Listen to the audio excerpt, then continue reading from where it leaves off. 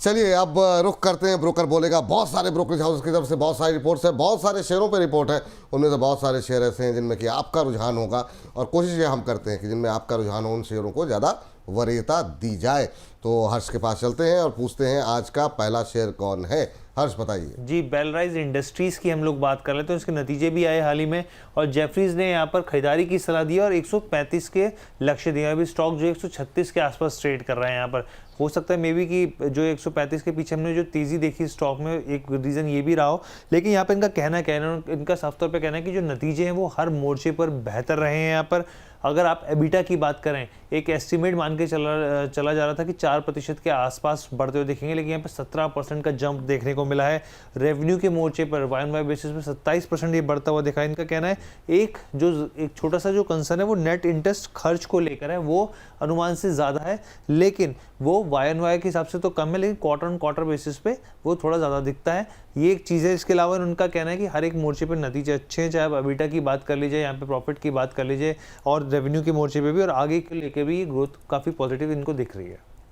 काफ़ी पॉजिटिव दिख रही है। मतलब आज सुबह मैं ये रिपोर्ट देख रहा था, और मेरी हर बार यही शिकायत रहती है कि जब इतना सब कुछ पॉजिटिव लगता है तो टारगेट देने में, मतलब 135 पे शेयर चल रहा है, 135 का टारगेट दिया जा रहा है, वो थोड़ा सा पछता नहीं है कि सब कुछ जब इतना पॉजिटिव है। तो बेलराइज पे सर क्या टिप्पणी रहेगी रचित जी आपकी, अभी क्या करना चाहिए? और जेफरीज की रिपोर्ट आई है, कोई क्या टिप्पणी आपकी रहेगी?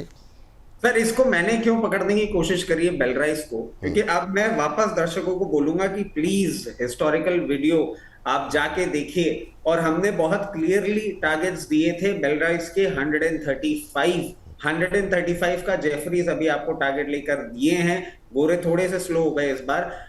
और अब एक चीज बोल देता हूं, ऑटो एंसिलरी की कंपनी है, इक्विपमेंट क्वालिटी बहुत अच्छी है, नंबर्स ने भी वो रिफ्लेक्ट करता हुआ देखा है, क्योंकि सर हाल ही की लिस्टिंग कंपनी है, मेरे हिसाब से करीबन 2-3 महीने से ही चल रही है। अभी आई सर जी, बिल्कुल। और सर तब से ये बहुत होवर भी किया था 98 लेवल्स पे, फिर ये कुछ 52 वीक हाई मार के भी ट्रेड कर रहा था। हम कंटिन्यूसली 135 का टारगेट दे रहे थे। अभी हम टारगेट रिवाइज कर देते हैं, क्योंकि 135 का टारगेट कंप्लीट हो गया है।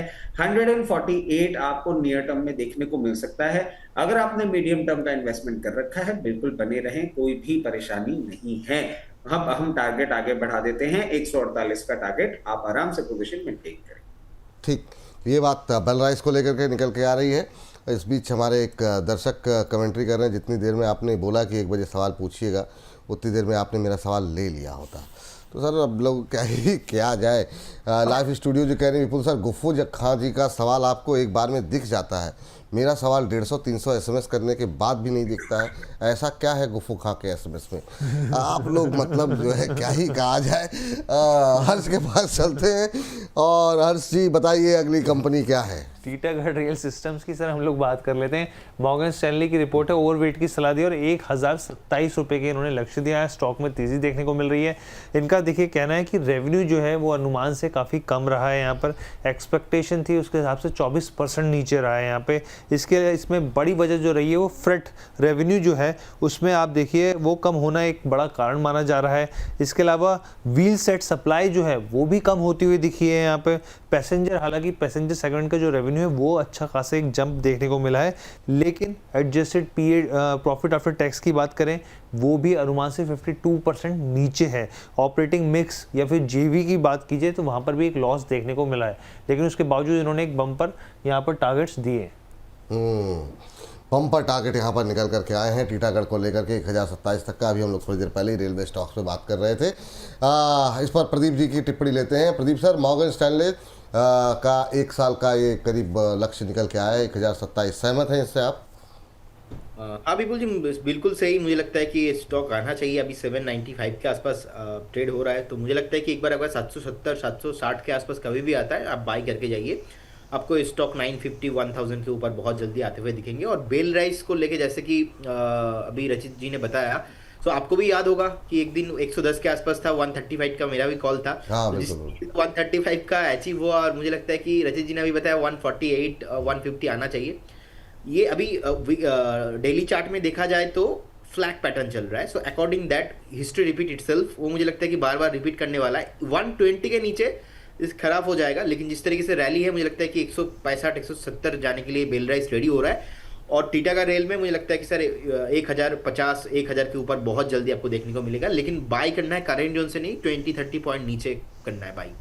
20-30 रुपये नीचे आ जाए तब बाय करना है। बेल राइस पे जितने के टारगेट आए 135 जिस पर ऑफर चल रहा है उससे ऊपर रचित जी और प्रदीप जी हमारे दोनों विशेष मेहमान बुलिश हैं उस पर। रेखा जी कह रही हैं विपुल जी उर्दू बोलते हैं, सर मतलब ये मतलब सवाल है कि टिप्पणी है ये मुझे समझ में नहीं आई, लेकिन हाँ बोलते हैं, जितनी भाषाएं बोल सकते हैं हिंदुस्तानी ज़बान में वो कोशिश रहती है सीखें। प्रदीप जी आएंगे थोड़ा लंबे समय तक उनके साथ बैठे तो बंगाली भी सीखनी है।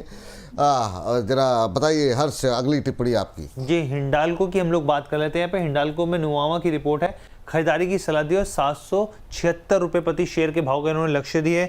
नोवेलिस जो इसकी सब्सिडरी है उनका साफ तौर पे कहना है कि एडजस्टेड एबिटा जो है वो अनुमान से काफ़ी कम है। एबिटा प्रति टन की बात की जाए वो भी वहाँ पर जो है निराशा हाथ लगी है यहाँ पे।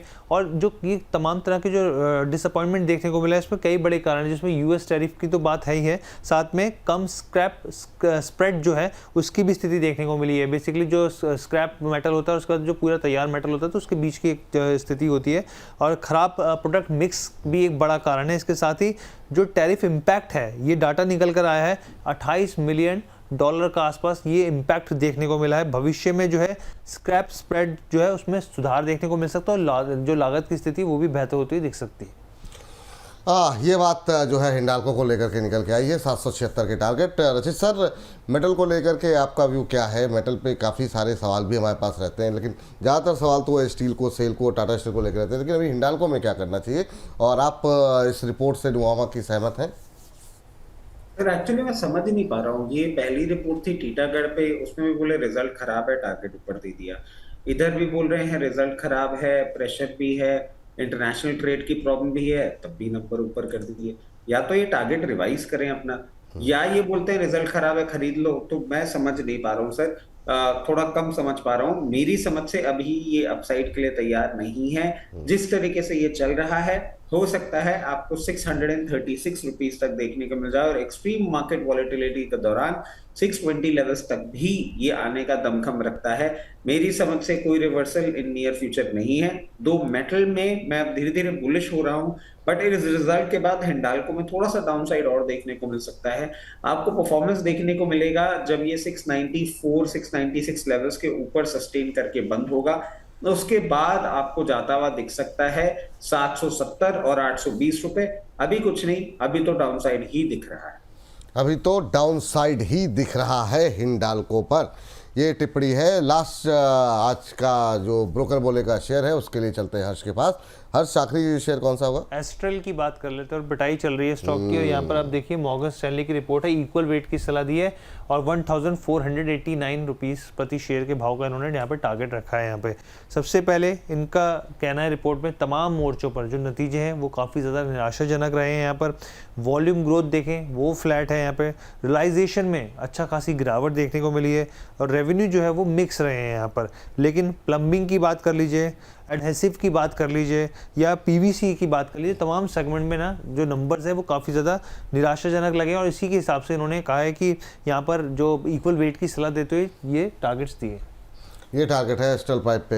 यार भाई अभी जो रचित जी कह रहे थे जहाँ रिजल्ट खराब है वहाँ कुछ ज़्यादा ही उत्साह सर है। एक्चुअली पिछले वाला जो था हिंडाल्को उसमें जो उनके टारगेट्स थे 820 थे, वहाँ से उन्होंने घटा दिए थे अपने टारगेट। तो कई बार जो टारगेट्स होते हैं बढ़ा के पुराने टारगेट से कम कर दिए, ये वाली बात है। अच्छा अच्छा, चलिए एस्ट्रल पे जरा बात कर लेते हैं। यहाँ से मौजूदा स्तर से करीब 200 रुपये ऊपर के टारगेट।